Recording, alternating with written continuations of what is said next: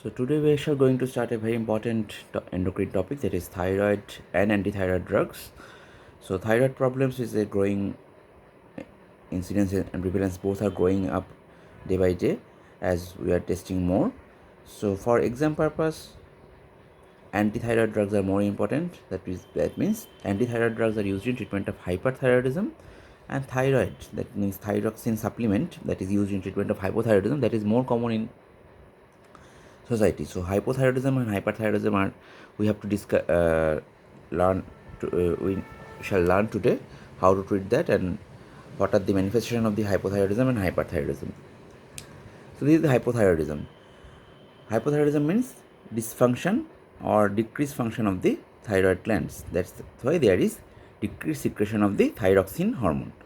There is manifestation of the intolerance to cold. There is facial and eyelid edema. There is extreme fatigue. That's the most common complaint of the patients. Often there is hair loss, lethargy, skin becomes dry. There is different pains in the different muscles, weakness, constipation, menstrual irregularities, and often there is anorexia, brittle nails and hair. And in severe cases, there can be weight gain, bradycardia, decreased loss of consciousness, and thickened skin and cardiac complications.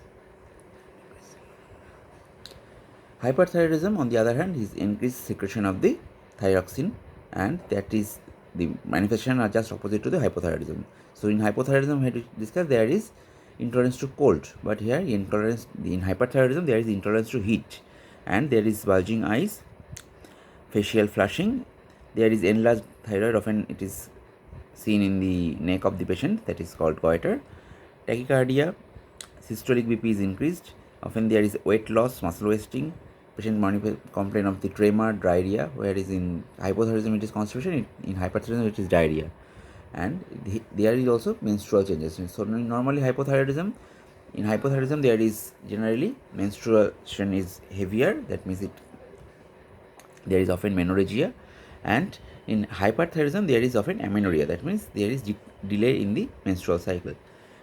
Okay, so these are the manifestation of hypothyroidism. So thyroid hormone is essential for the normal development, especially for the CNS, maintains metabolic homeostasis, and it influences function of almost all organ system. The thyroid secretion is predominantly the prohormone thyroxine, T4. So we have two types of thyroid hormone, T4 and T3. Among them, T4 is inactive.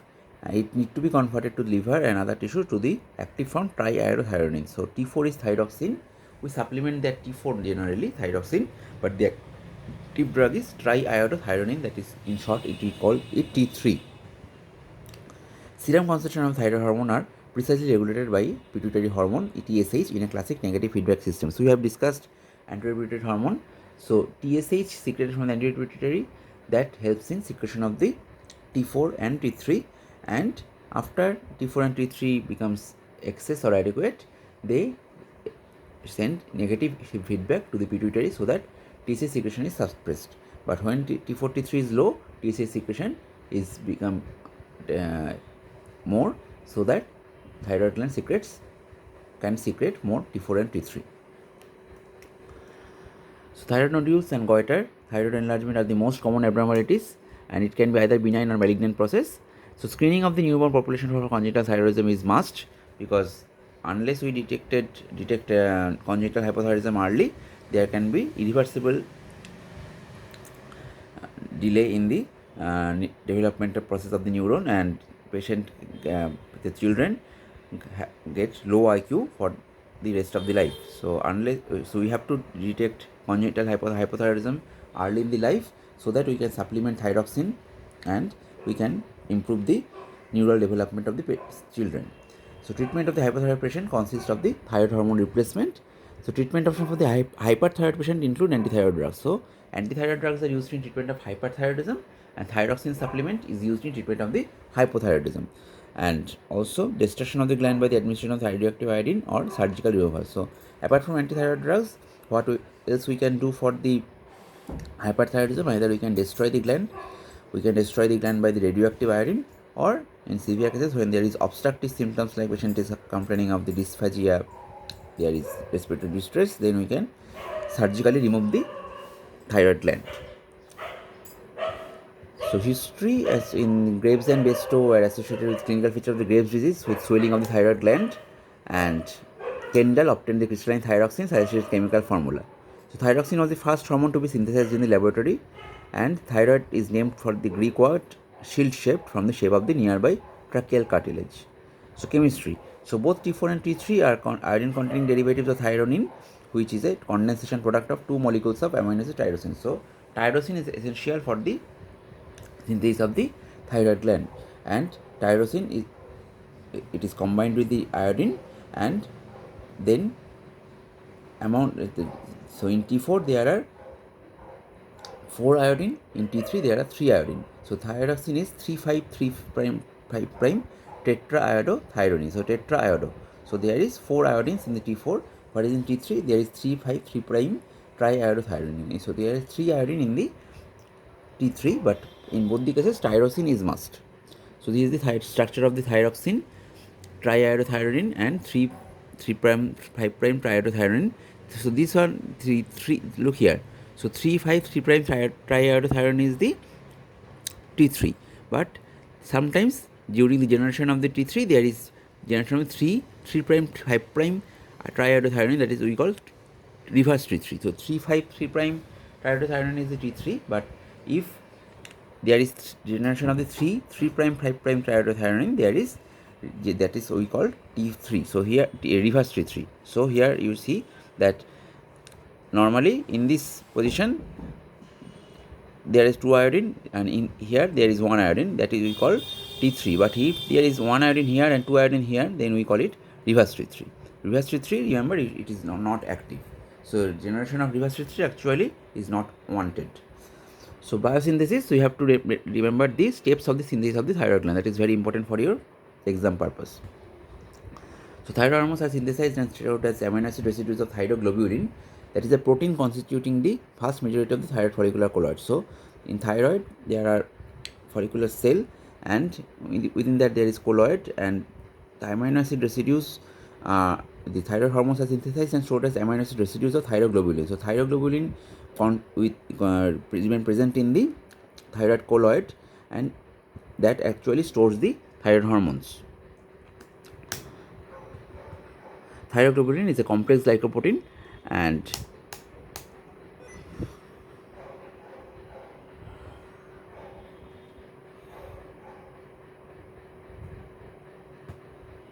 the major steps in the synthesis, storage, and release and intervention of thyroid hormones are uptake of the iodine by the gland. So first, T3, T4 both need iodine for its generation. So first step is uptake of iodine by the gland. Next step is oxidation of iodide and the iodination of the tyrosyl groups of the thyroglobulin. So thyroglobulin contains this tyrosine. After thyroid gland uptakes iodide, there is oxidation of the iodide and the iodination of the tyrosyl group. So after the oxidation of the iodide, they then can combine it to the tyrosine, and this is called iodination of the tyrosyl group of the thyroglobulin. After that, the third step is coupling of the iodotyrosine residue by ethyl linkage to generate iodotyrosine. So coupling of iodotyrosine means there is generation of the iodide. After oxidation they combine with the tyrosine. If one iodine combines with the tyrosine, then we call it monoiodotyrosine, and if two iodine combines with tyrosine, then we call it diiodotyrosine. And if one monoiodo and one diiodotyrosine is combined, then there is generation of the T3 or reverse T3. If two diiodotyrosine is combined, then there is generation of the T4, because diiodo, that means two iodine in the tyrosine residue. So diiodotyrosine, two diiodotyrosine will give it 4 iodine. That means and that the derivative we will call it T4, and one monoiodo and one diiodotyrosine if combined, then we can get T3. Okay, so this is called coupling of the iodotyrosine residue by ethyl linkage to generate the iodothyronine. Next, resorption of the thyroglobulin colloid from the lumen into the cell.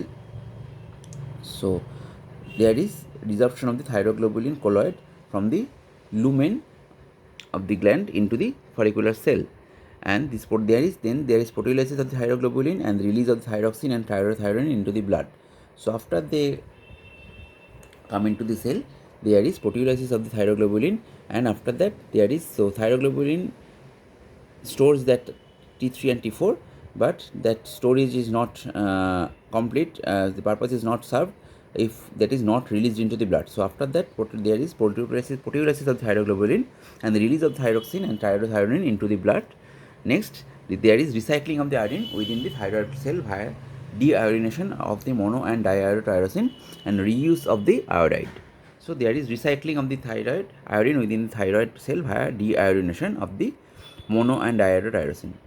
Next, there is conversion of the T4 to T3 in peripheral tissue as well as in thyroid. So thyroglobulin contains T4 and T3, and there is both release of both T4 and T3. But I have mentioned that T3 is the active form. So unless the generated T4, which is generated more. So remember, T4 is generated synthesized more by the thyroid, but T3 is the active form. So T4 to T3 conversion by this deiodinase enzyme is must for this activity of the thyroid gland. So for last step is conversion of the thyroxine to triiodothyronine in the peripheral tissue as well as in thyroid.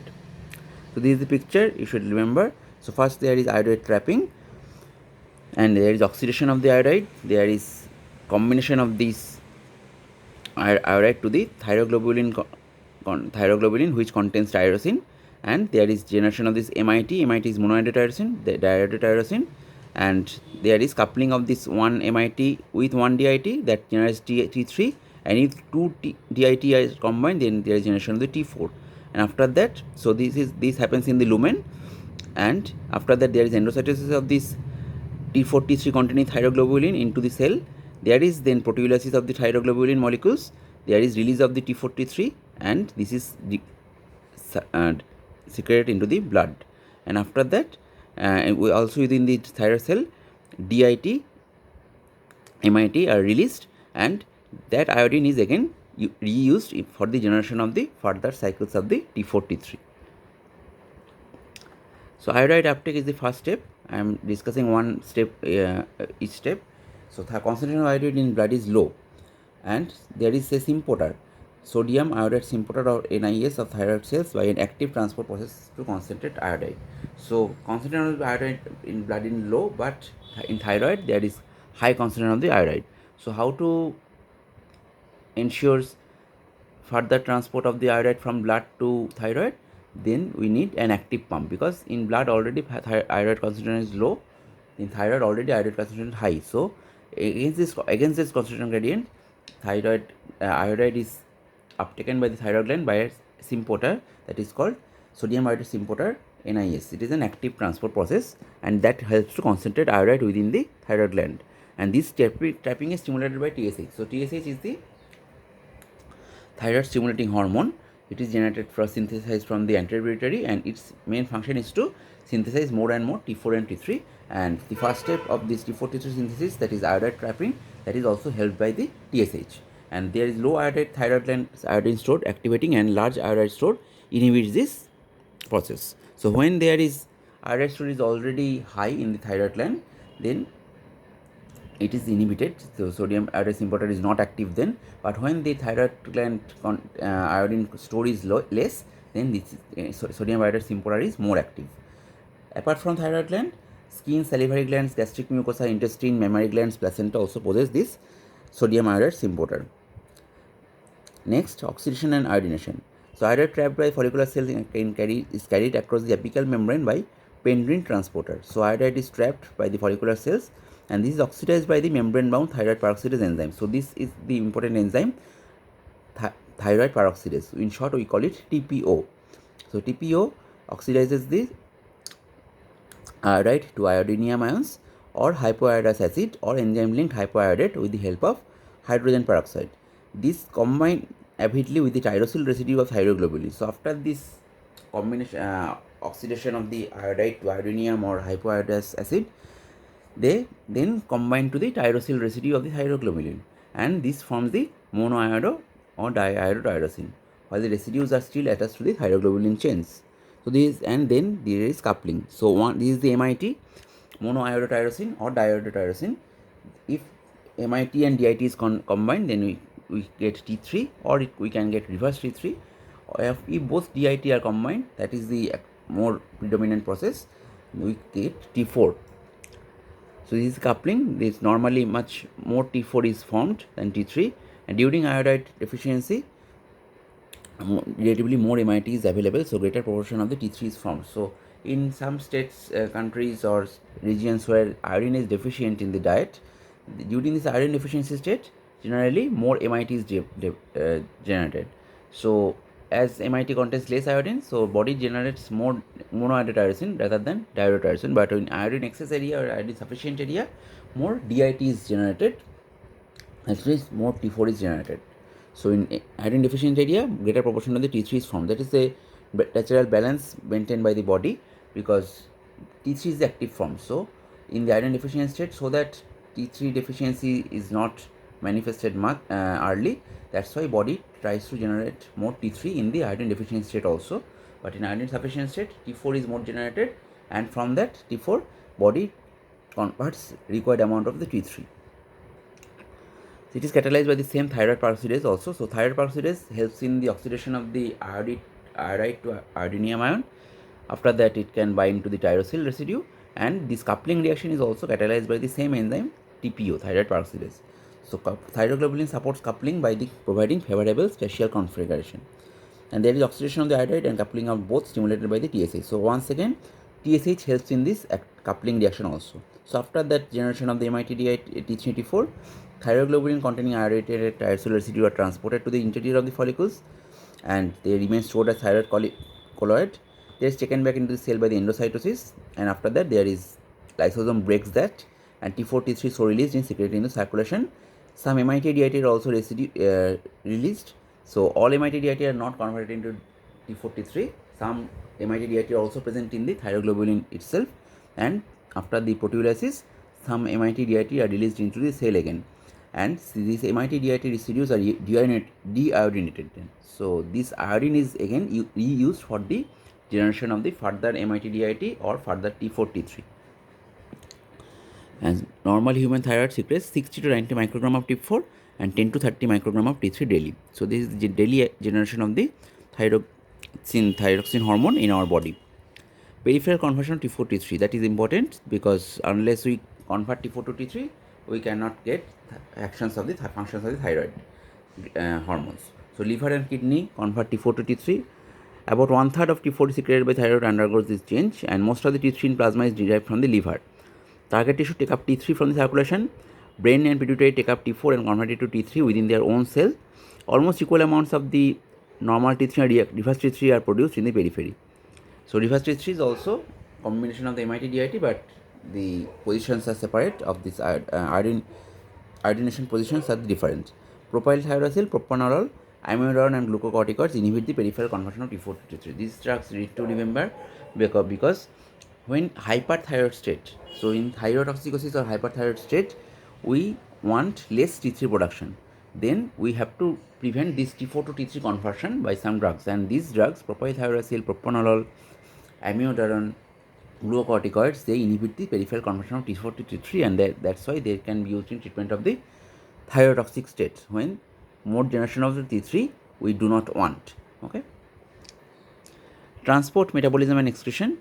And so thyroxine, after generation, they were avidly bound to plasma protein, and most of the T3 are in free form, 0.2 to 0.5%, but very less amount of the T4 is in free form, 0.03 to 0.08%. So binding occurs to 3 plasma proteins in the order of affinity. So there are 3 plasma proteins available for the binding of the thyroxine hormone. One is called thyroxine binding globulin, one is called thyroxine binding prealbumin, also called transthyretin, and also it combines with albumin. So only free hormone is available for action as well as for metabolism and excretion, and metabolic inactivation of T4 T3 occurs by deiodination and glucuronide sulfate conjugation of the hormones. So 3 amino plasma proteins are involved: globulin, prealbumin and albumin. So liver is the primary site for metabolism, and their conjugates are excreted in the bile. A significant fraction enterohepatic circulation, undergoes enterohepatic circulation, and finally excreted in the urine.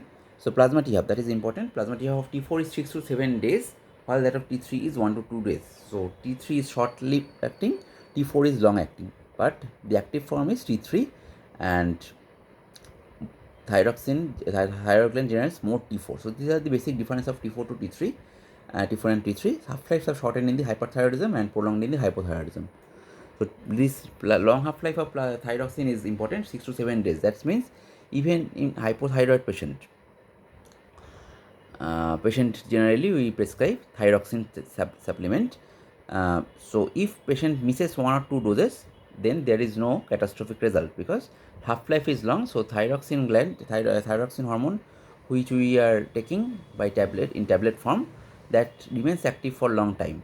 But yes, if we miss the dose, there is risk of some underdosing, but it is still active. It is not that thyroxine hormone is totally absent from our system. That's why in the dosing, it is important to maintain a weekly dose rather than daily dose. So that I shall discuss it again during the treatment of the thyroxine gland, treatment of hypothyroidism. So the weekly dose of thyroxine is more important than the daily dose.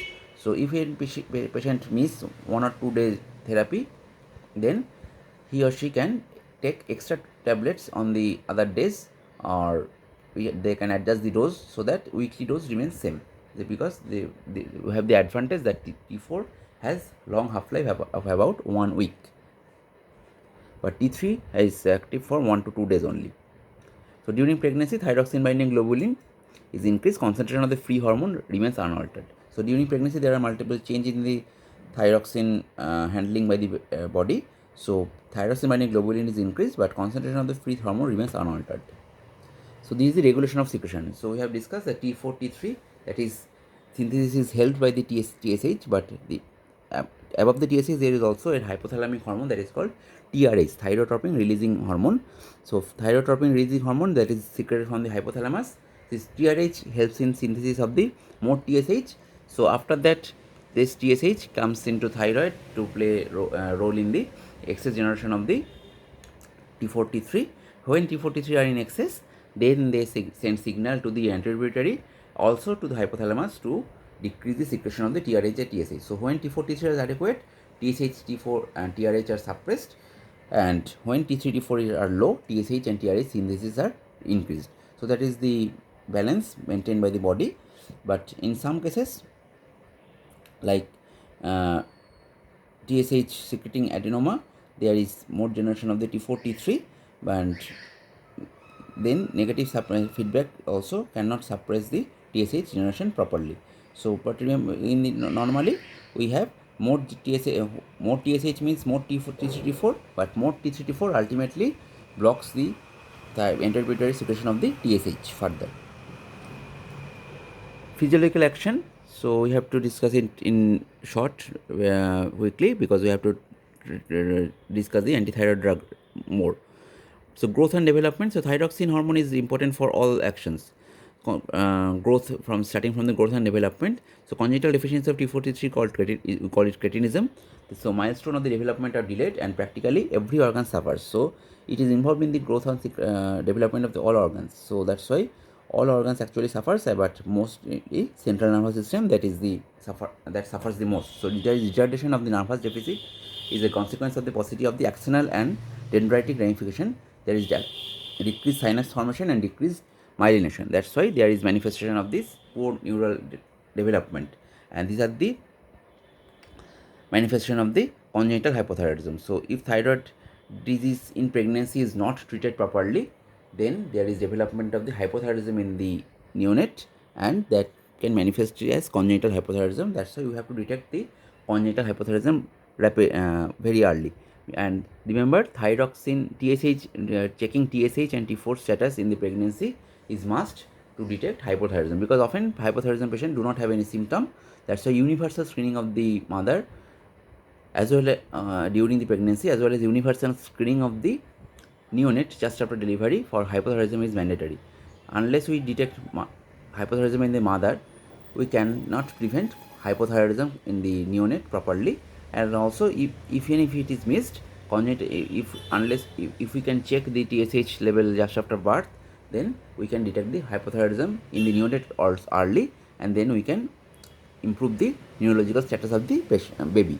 So this is the cretinism. There is dull look, puffy face, thick tongue, choking episodes, there is constipation, dry brittle hair, there can be development of jaundice, there is lack of muscle tone, there is poor feeding, there is short height, there is increased lethargy or sleepiness in the baby, there is sluggishness. So baby is less active, and these are the symptoms we find in the cretinism. Apart from the growth, it is important hormone for the metabolism. So T4, T3 indirectly enhance lipolysis, plasma free fatty acids are elevated, cholesterol metabolism is accelerated, hyperthyroidism is characterized by the hypocholesterolемia and vice versa. So cholesterol metabolism is accelerated by the thyroxine. So in hyperthyroid state, there is hypocholesterolемia or cholesterol level remains normal, but reverse happens in the hypothyroid state, then cholesterol metabolism is decreased, so there is generally more level of the cholesterol in the hypothyroid state. So often hypothyroid patient have more cholesterol level, and if it has been seen that if we supplement the thyroxine, then there is normalization of the cholesterol level, there is no need of adding drug for decreasing the cholesterol. Carbohydrate metabolism is also enhanced, so utilization of the sugar by tissue is increased, but glycogenolysis and gluconeogenesis in liver as well as faster metabolic absorption of glucose from intestine, there is hyperglycemia. So there is hyperglycemia because of the more glycogenolysis and neoglucogenesis. So there is more generation of the more utilization of the sugar by the tissue.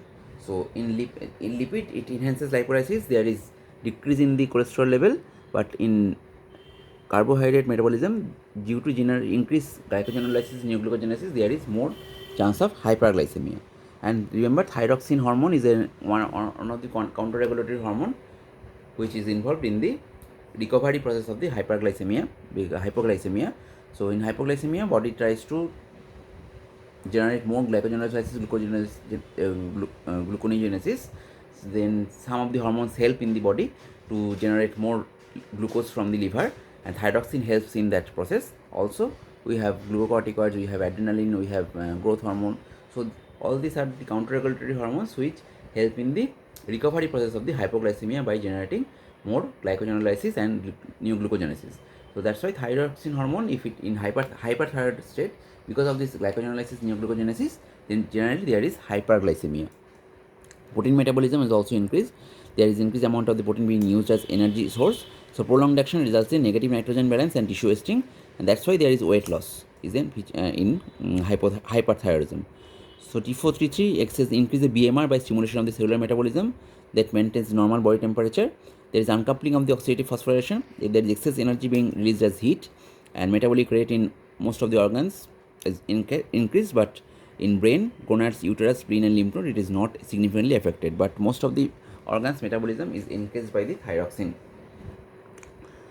CVS, the heart rate, contractility and cardiac output all are increased. So there is hyperdynamic state, we call it. So there is fast bounding pulse, patient often complains of palpitation, and T3, T4 stimulate heart by direct action of the contractile elements. So there is positive inotropy, positive chronotropy by the thyroxine. There is increase in the myosin fraction having greater calcium ATPase activity. Also there is activation, upregulation of the beta adrenergic receptors. So result is BP, systolic BP is often raised, and there is increased pulse pressure. So there is generally generation of the increased systolic blood pressure, but diastolic blood pressure is not altered too much. That's why there is increased pulse pressure. Pulse pressure means difference of systolic and diastolic blood pressure. Systolic blood pressure is increased, but diastolic is not increased. That's why this difference is increased. That's why pulse pressure is increased. Nervous system, mental irritation is the hallmark of the cretinism. So sluggishness and other behavioral features are present in the myxedema. Myxedema is the severest form of the hypothyroidism. So in hypothyroidism, there is sluggishness and other behavioral features, abnormalities, and patient is hyperthyroid patient on the other hand, they are anxious, nervous, excitable, and they exhibit tremors and hyperreflexia. Skeletal muscles are flabby and weak in myxedema, and thyrotoxicosis patients, there is generation of the tremor and weakness due to myopathy. So in hypothyroidism and hyperthyroidism, in both cases, muscles are weak. In hyperthyroidism, there is tremor. In GIT, there is propulsive activity of the gut is increased by the T4, T3. So in hypothyroid patient have constipation, hyperthyroid patient have diarrhea. So this is the reverse. So in there is all activity of the most of the organs are increased by the thyroxine. So there is more activation of the nervous system, more activation of the GIT, propulsive movements, more activation of the metabolism in the hyperthyroid state, more cardiac output, heart rate increased in the hyperthyroid state, and hypothyroid states all are decreased. Hemobiosis also, thyroxine helps in the erythropoiesis process, and hypothyroid patients suffer from some degree of anemia. Okay. Reproduction, fertility is impaired in hypothyroidism. That's why there is, when a woman do not get the fertility in the right time, we have to check the thyroid status of the mother, of the woman, to see whether she is hypothyroid or not, because hypothyroidism, unless it is corrected, there is a problem in the fertility.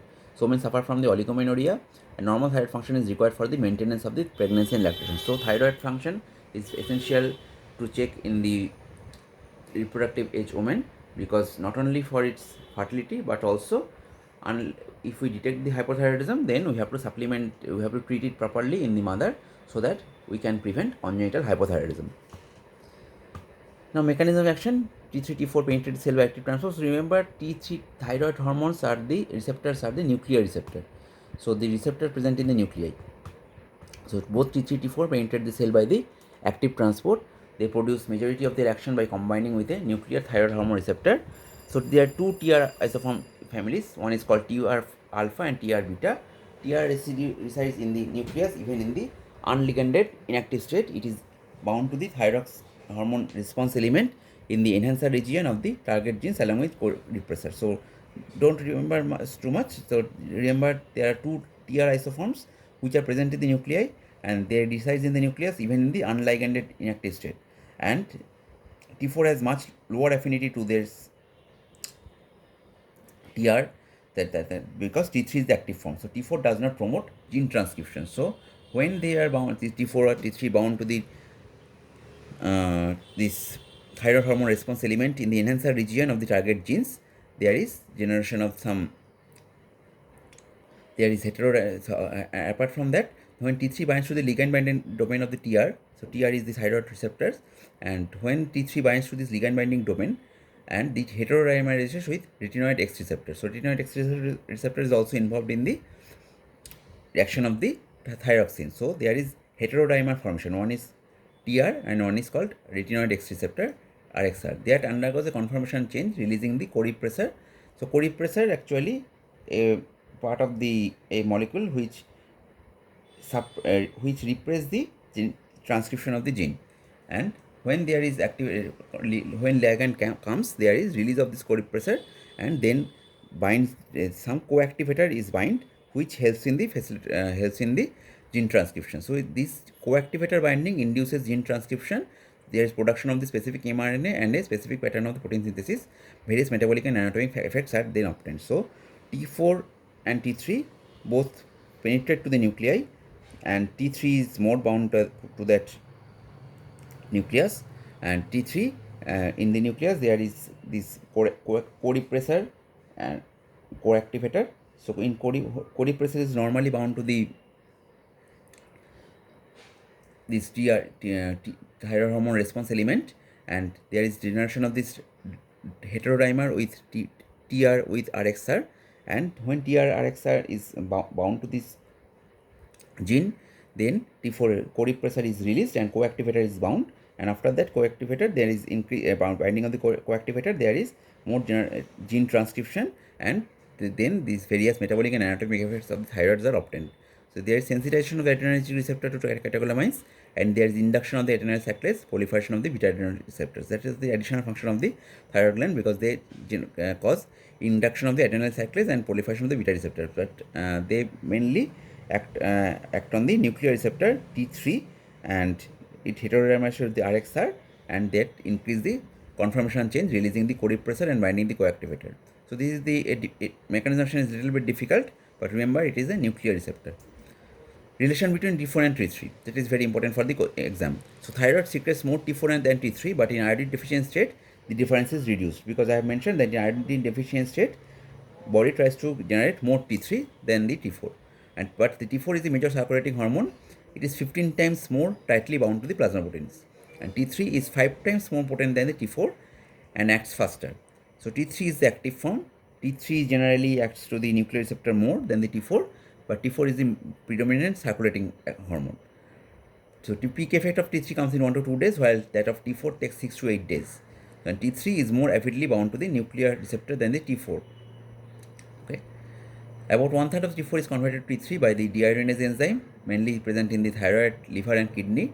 And in addition, T3 is generated within the target cell also by another type of deiodinase that is called D2, and it is present in this muscle, heart, brain, pituitary. So I mentioned that heart, brain, pituitary has its own deiodinase that converts T4 to T3 within that their cell.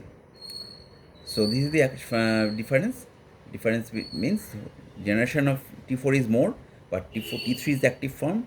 T4 half-life is longer. Also T4 binds to the plasma protein more. T3 plasma protein binding is little bit less, and T4 is 15 times more tightly bound to plasma protein, and T4 action is also delayed 6 to 8 days.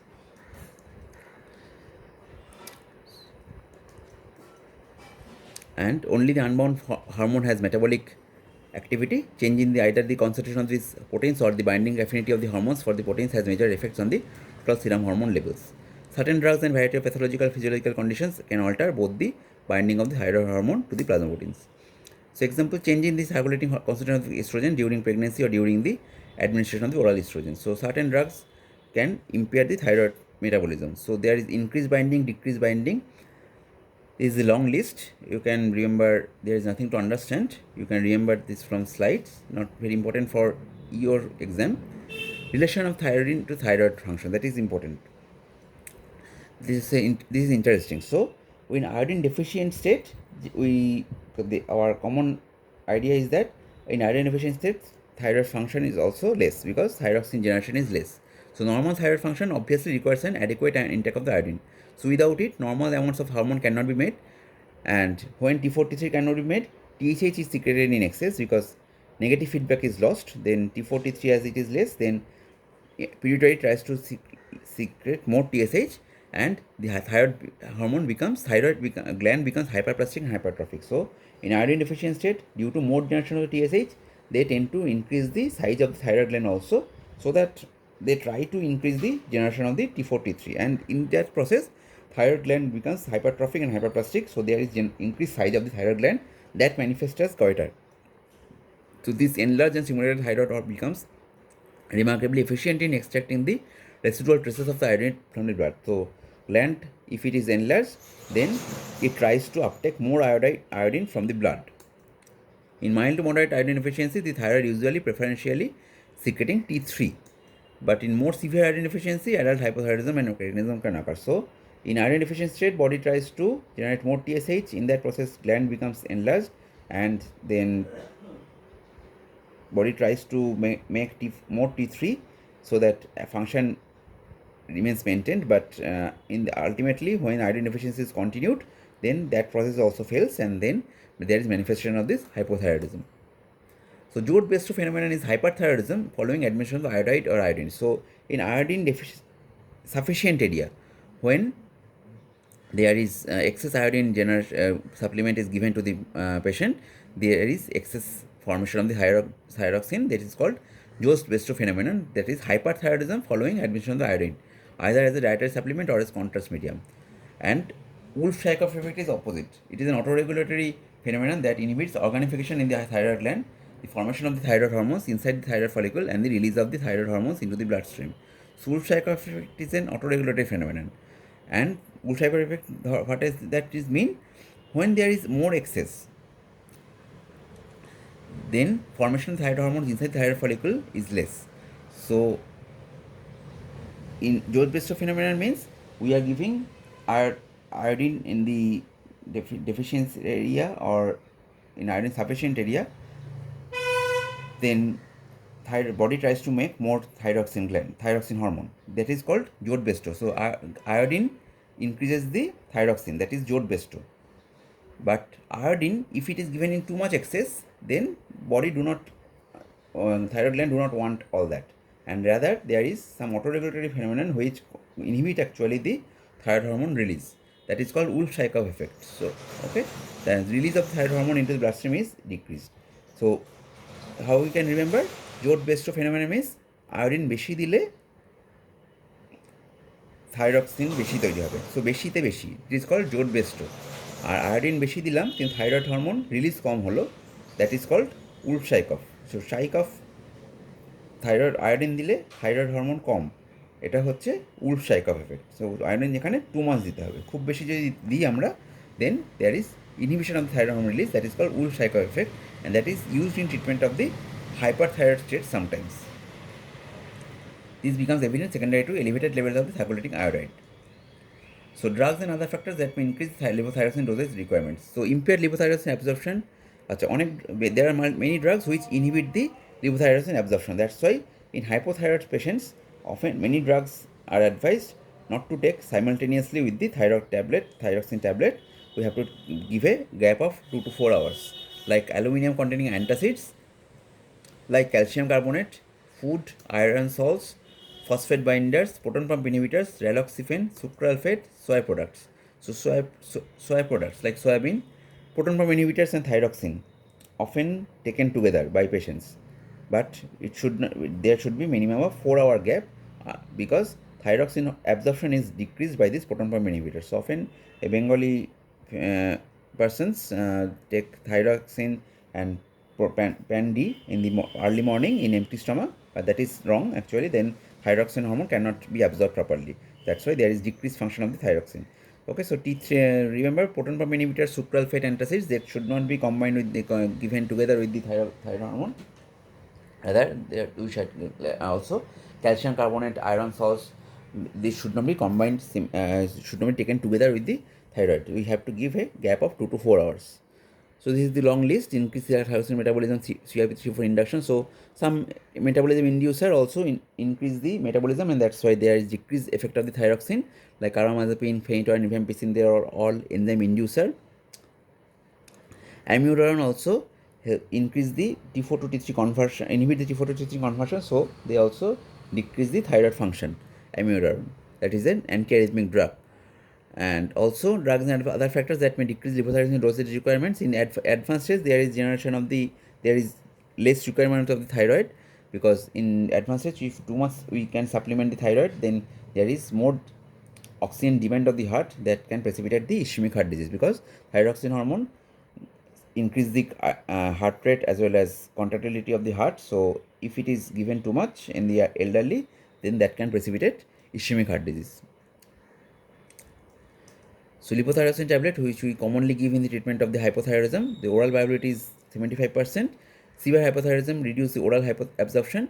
It should be administered in empty stomach to avoid interference by the food. So sucralfate, iron, calcium salts also reduce the absorption. So remember this food drug effect and food also drug interaction. So levothyroxine, it should be given in empty stomach, and even it is advised that tea should be also consumed at least 1 hour before 1 hour after the taking of the thyroxine. Tea is also decreases the absorption to some extent. Okay, so levothyroxine is preferred for all indications over liothyronine because of more sustained and uniform action, as well as lower risk of cardiac arrhythmia. So T4 is given, not T3, though T3 is the active form. That is very important question. Explain why. So what is the reason? Because if we give T4, then body will convert T3 as per its own requirement. But if we give T3, then there is chance that this T3 may become excess, and if T3 is excess, that can increase the risk of the cardiac arrhythmia. Okay, so that's why T4 is given, so that body can fine tune the production of the T3 as per the requirement of the body. Okay, and also T4 is long acting. So if as I mentioned, that missing 1 or 2 doses is not going to harm the patient, and also it is viability of the T4 is more, and also availability of the T4 is more. So levothyroxine may be used occasionally when a more rapid onset of action is required in severe hypothyroid state like myxedema coma, and less desirable for the chronic replacement therapy due to requirement of the more frequent dosing, because plasma THF is 0.75 days, so often it is needed 2 times a day. It is higher cost, and transient elevation of the serum T3 considered above the normal range, which may cause arrhythmia. So if we give T3, then control is not on the body, control is on the there is no control where T3, if it becomes excess, then it can cause arrhythmia. So hormone replacement therapy in hypothyroidism, it is the levothyroxine, that is the T4 is the hormone of the choice, and type 1 to dehydrogenase convert T4 to T3 to maintain a steady serum level of serum free T3. So free T3 is the active form, and if we give T4, then body can convert T4 to T3 by dehydrogenase enzyme. An average daily adult replacement dose of levothyroxine is 1.7 microgram per kg body weight. The goal of the therapy is to normalize the, so 1.7 microgram per kg body weight is for the patient having confirmed hypothyroidism. So how we can confirm hypothyroidism? So in hypothyroidism, there is T4, T3 is less, and as a result, TSH is more. So if all are present, that means T4 or T3 is less and TSH is more, then we confirm hypothyroidism, and then we have to give the levothyroxine dose as per this body weight 1.7 microgram per kg. That means if body weight is 50, then 15 to 1.7 is 85. So we have to give dose close to 85 microgram per day. Okay, and the goal of therapy is to normalize the serum TSH or free T4 is to relieve the symptoms of the hypothyroidism. So the goal of the therapy, okay, we have to decrease the TSH secretion. So we have to monitor the TSH actually. So to understand whether thyroid function is normal or not. So if TSH is more, then we are sure that body is not getting enough T4 or T3. That's why TSH is more. Okay, so then we have to increase the dose of the T4 or thyroxine further, so that we can maintain the TSH within the normal range. That normal range of TSH, you have to remember, that is 0.5 to 4.5, or in some lab it is 4.2. So 0.5 to 4.5 milli equivalent milli international unit per ml, that is the dose for the normal range of the TSH. We have to maintain the TSH between this range if we give thyroxine supplement, okay, by T4. So if it is even after giving therapy, if it is TSH is suppose 7 or 8, then we have to increase the dose of T4 T3 further. But if it with therapy, if T4 T3 dose is TSH becomes suppose 0.3, then we have to decrease the T4 T3 so that TSH remains in the normal range. So TSH, maintaining TSH in normal range is which we only think which we can do for the treatment of the hypothyroidism. So individual greater than 60 years of age and those with known or suspected cardiac disease, then initial dose is low. We have to, because there is risk of arrhythmia and ischemic heart disease in the elderly. So normally 12.5 to 550 microgram per kg microgram per day dose is initiated, and according to the TSH level we have to adjust the dose, and the dose can be increased at a rate of 25 microgram per day. It is not grams, sorry, 25 microgram per day every 6 to 8 weeks until the TSH is normalized. So TSH, you have to remember the normal range, and unless TSH is normal, we have to adjust the thyroxine dose. Some patients come for follow-up for after 1 or 2 years. That is not at all advised. After initiation of the therapy, we have to check the TSH level after 6 to 8 weeks so that we can adjust the dose, and we can adjust the dose by 25 microgram. So if suppose patient is started 50, we see that TSH is very high still now. Suppose it is 30, but we cannot increase the dose to from 50 to 100 on a single attempt. We have to increase the dose by 25 microgram maximum, and after that we have to recheck the thyroxine TSH level again after 6 to 8 weeks. So we increment or decrement, that should be in the level up to 25 microgram, not beyond that. Okay. Subclinical hypothyroidism is much more common. So subclinical hypothyroidism means, so I have mentioned the hypothyroidism means TSH is low, TSH is high, T4 T3 is low, but sometimes TSH is high but T4 T3 is not low. So that is called subclinical hypothyroidism. So presence of mildly elevated serum TSH with a normal free T4 without obvious symptoms, and that manifestation, patients with subclinical hypothyroidism do not always require therapy, but these patients require therapy like goiter, anti-TP antibody positive, dyslipidemia, diabetes, presence of diabetes, infertility, or patients planning pregnancy, history of the radioiodine therapy. So in those patients, even if T4 T3 is normal or TSH is increased, then supplementation of the levothyroxine is important. And those patients who have non-specific symptoms, that could be due to hypothyroidism. So some patients complaining of the vague fatigue, weakness, muscle body ache, menstrual irregularities, hair fall, etc. So often we can give a trial of its levothyroxine so that if the patient symptoms improve, then we can continue those therapy. So but remember, supplemental hypothyroidism dose is little bit less. So in hypothyroidism cases, we give dose of 1.7 microgram per kg, but in supplemental hypothyroidism, always start with the lower dose like 25 to 550 microgram, and according to the TSH level, we can adjust the dose.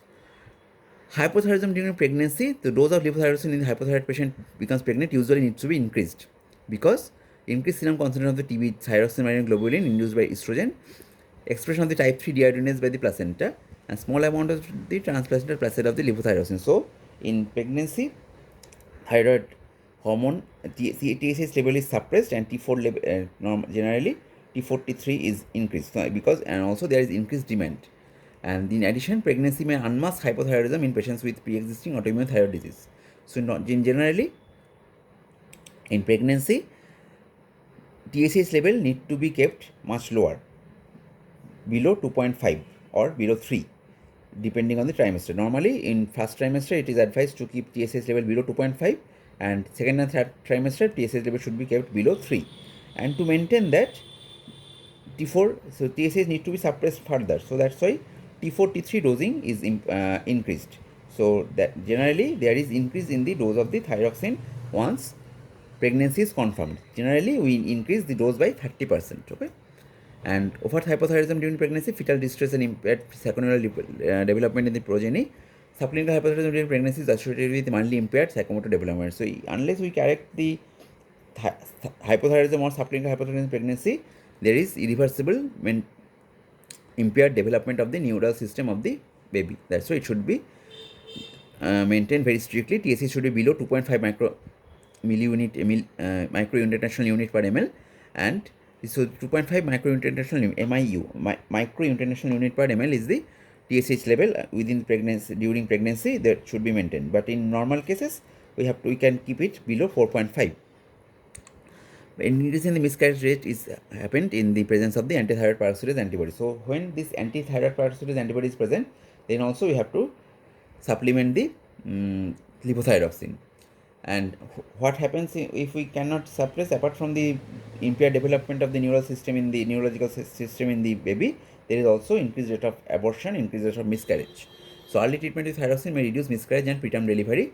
This increased levothyroxine dose as averages 30 to 50%. So when pregnancy is confirmed, we can increase the thyroxine. Suppose patient was taking 75 microgram before pregnancy, then we can increase the dose to 30%. That's approx 100 microgram is needed during pregnancy to maintain the TSH below 2.5.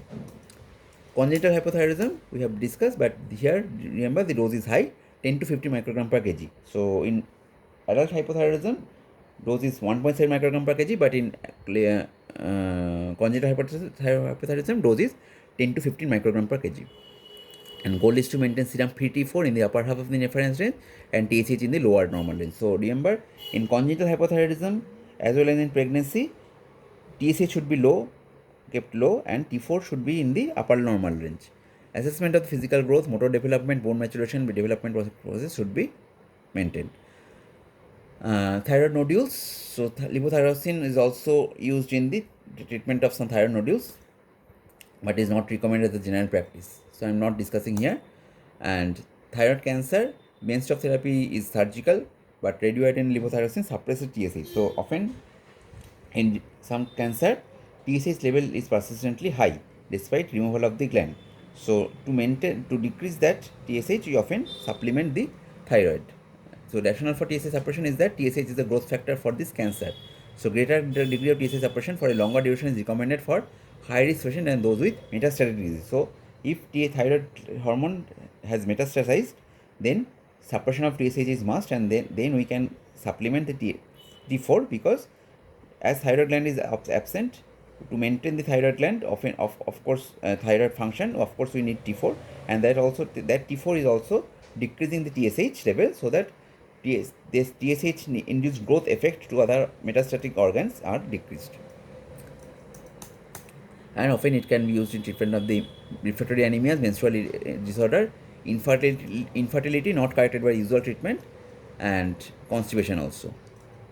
So antithyroid disease, so we have discussed thyroxine supplement during the hypothyroidism so far. So next, these are the antithyroid drugs and other thyroid inhibitors. So these are the list. If you remember that, then that is sufficient. So iodination of thyroglobulin is inhibited by these thionamides like propylthiouracil, methimazole, carbimazole, thiocyanate, iodide. So iodination of the thyroglobulin, that is the second step of the thyroid hormone synthesis, that is inhibited by the drug. Coupling reaction is inhibited by this thionamide. So all iodination and the coupling, which enzyme is involved? Thyroid peroxidase enzyme. So these drugs actually inhibit the thyroid peroxidase enzyme, thionamides, thiocyanate, iodide. Okay. Hormone release is inhibited by the iodide. So I have discussed that Wolff-Chaikoff effect. When excess iodide actually decrease the hormone release. So hormone release is inhibited by the iodide as well as lithium salt. That's why in lithium therapy with many patient there is hypothyroidism because of this less hormone release.